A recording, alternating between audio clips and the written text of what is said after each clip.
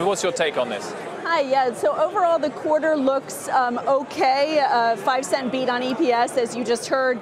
The revenue number is solid. I'd say maybe the surprise positive is cognitive solutions back up 2%. That was the number that was really weak last quarter. But maybe where the numbers look like they came in light, their cloud revenues are only up 12% in the quarter. Or in their strategic imperatives, their overall growth business is only up 9%. I think last quarter those were up closer to 20%, high teens. So those are light numbers. The fact that you have light numbers for strategic imperatives, it's been such a big focus for investors as this company tries to turn itself around.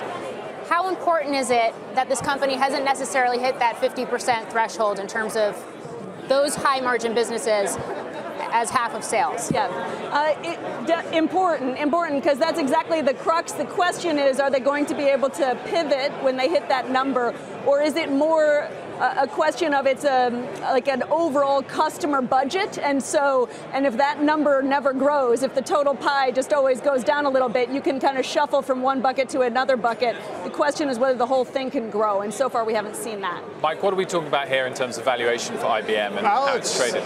It looks cheap. It's certainly priced for very little overall growth, but that's been the story for quite a while, and the stock hasn't really performed. So it has been, a little bit of a value trap, I think, and I don't think these numbers are going to necessarily change that story for the positive or the negative, but I do think it's incrementally probably better than feared, and the stock is back up to where it was trading, in late October, let's say, right now. Lisa, what's your take on this sort of 5% move to the upside and your kind of long-term price target? Yeah, that's so we're right around, we're sell rated on IBM, but it's right around our price target right now,